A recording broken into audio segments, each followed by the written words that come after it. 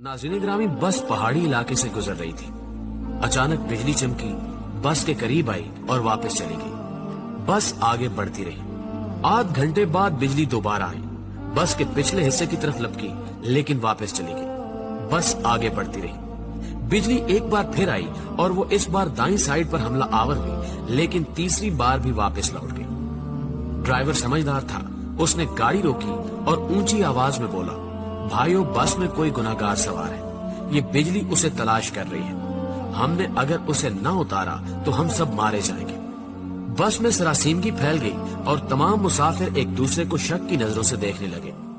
Driver ने मशवरा दिया, सामने पहाड़ के नीचे दरख्त है, हम तमाम एक एक करके उतरते हैं और उस दरख्त के नीचे खड़े हो जाते हैं। हम में से जो गुनाहगार होगा, बिजली उस पर गिर जाएगी और बाकी लोग बच जाएंगे। ये तजवीज काबिल अमल थी।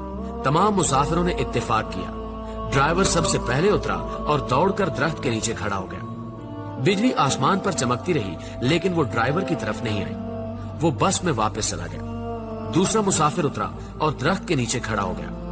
बिजली ने उसकी तरफ भी तवज्जो नहीं दी। तीसरा मुसाफिर भी साफ बच गया। यूं मुसाफिर आते रहे, दरख्त के नीचे खड़े होते रहे और वापस जाते रहे, यहाँ तक कि सिर्फ एक मुसाफिर बच गया।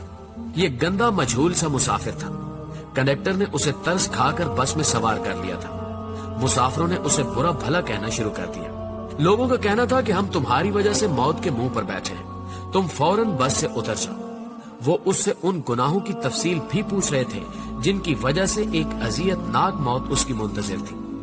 वो मुसाफिर उतरने के लिए तैयार नहीं था, लेकिन लोग उसे हर कीमत पर बस से उतारना चाहते थे। मुसाफिरों ने पहले उसे बुरा भला कहकर उतरने का हुक्म दिया, फिर उसे प्यार से समझाया और आखिर में घसीट कर उतारने लगे। वो कभी किसी सीट की पुश्त पकड़ लेता था, कभी किसी राड के साथ लिपट जाता और कभी दरवाजे को जप्फा मार लेता, लेकिन लोग बाज न आए। उन्होंने उसे जबरदस्ती घसीट कर उतार दिया। ड्राइवर ने बस चला दी।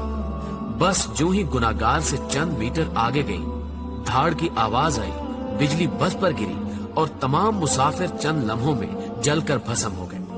वो गुनहगार मुसाफिर 2 घंटों से मुसाफिरों की जान बचा रहा था। नाज़रीन ग्रामी, मुझे किसी साहब ने एक दिलचस्प वाकया सुनाया। वो तुर्की के रास्ते यूनान जाना चाहते थे। एजेंट उन्हें तुर्की ले गया। ये अजमेर शहर से दूसरे लोगों के साथ बर्फबारी का इंतजार करने लगे। सर्दियां यूरोप में दाखिले का बेहतरीन वक्त होता था।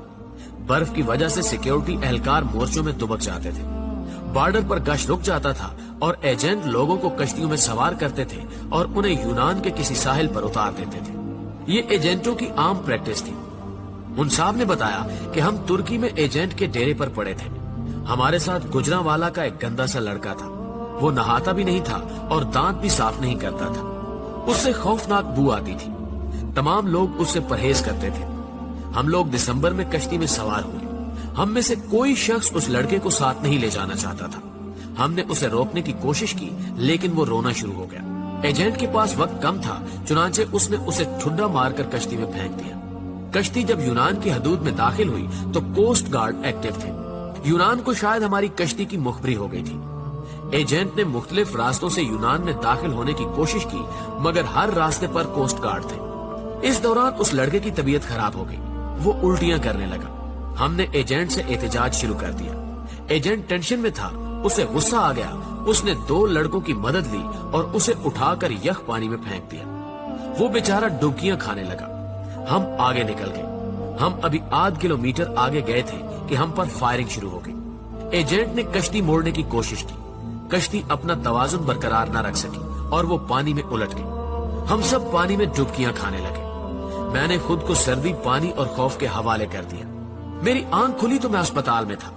मुझे अमले ने बताया कि कश्ती में सवार तमाम लोग मर चुके हैं, सिर्फ 2 लोग बचे हैं। मैंने दूसरे शख्स के बारे में पूछा।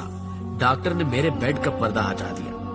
दूसरे बेड पर वही लड़का लेटा था जिसे हमने अपने हाथों से समंदर में फेंका था। समंदर की लहरें धकेलकर उसे साहिल तक ले आई थी।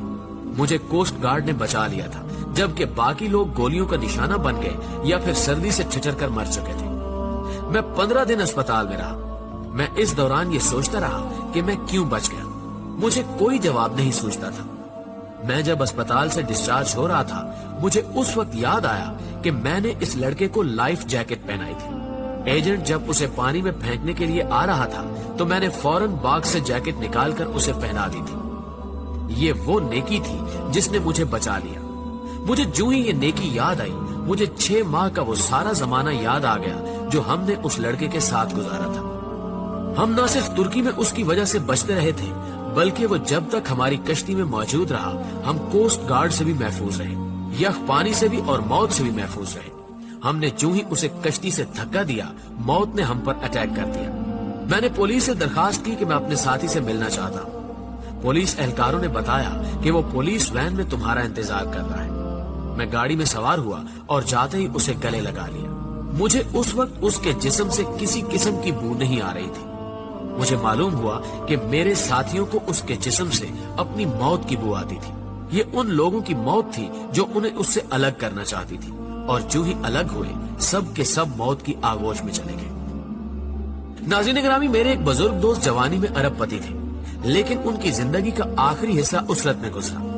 मुझे उन्होंने एक दिन अपनी कहानी सुनाई। उन्होंने बताया कि मेरे वालिद मिल में काम करते थे, गुजारा मुश्किल से होता था। उनका एक कजन माजूर था। कजन के वालिदैन फौत हो गए, उसके आगे पीछे कोई नहीं रहा। मेरे वालिद को तरस आ गया और वो उसे अपने घर ले आए। हम 5 बहन भाई थे। घर में गुर्बत थी और ऊपर से एक माजूर बच्चा सर पर आ गया। वालदा को वो अच्छे नहीं लगते थे। वो सारा दिन उन्हें कोसती रहती थी। हम भी वालदा की वजह से उनसे नफरत करते थे, लेकिन मेरे वालिद को उनसे मोहब्बत थी। वो उन्हें हाथ से खाना भी खिलाते थे और उनका बोल बराज भी साफ करते थे और उन्हें कपड़े भी पहनाते थे।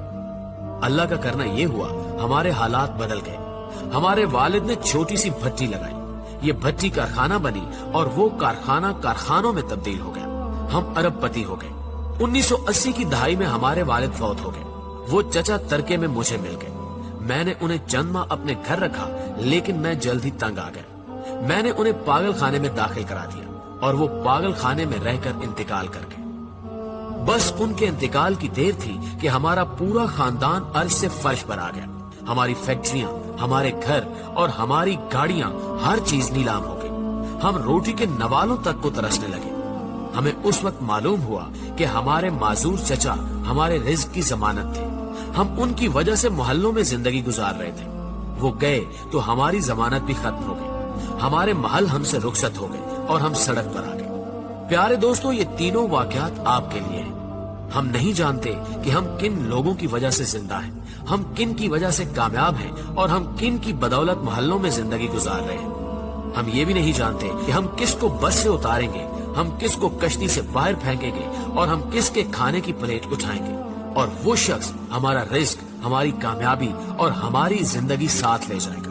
हम हरगिज नहीं जानते, लिहाजा हम जब तक उस शख्स को पहचान नहीं लेते, हमें उस वक्त तक किसी को बस, कश्ती और घर से निकालने का रिस्क नहीं लेना चाहिए, क्योंकि हो सकता है हमारे पास जो कुछ हो वो सब कुछ उस शख्स का हो, और अगर वो चला गया तो सब कुछ चला जाए, हम न रहे, मट्टी का ढेर बन जाए। प्यारे दोस्तों, हमेशा की तरह मुझे उम्मीद है कि आज की ये वीडियो न सिर्फ आपको पसंद आई होगी, बल्कि आपके इल्म में खातिर खा इजाफे का बायस भी बनी होगी। अगर आज भी आप इस वीडियो में की गई बातों से इत्तेफाक करते हैं तो इस वीडियो को लाइक करते हुए अपने दीगर दोस्तों के साथ फेसबुक और व्हाट्सएप पर जरूर शेयर कीजिए। इस वीडियो को शेयर जरूर कीजिए। हो सकता है आपके एक शेयर से ये बात किसी के दिल में उतर जाए। जज़ाकल्लाह। Share chat.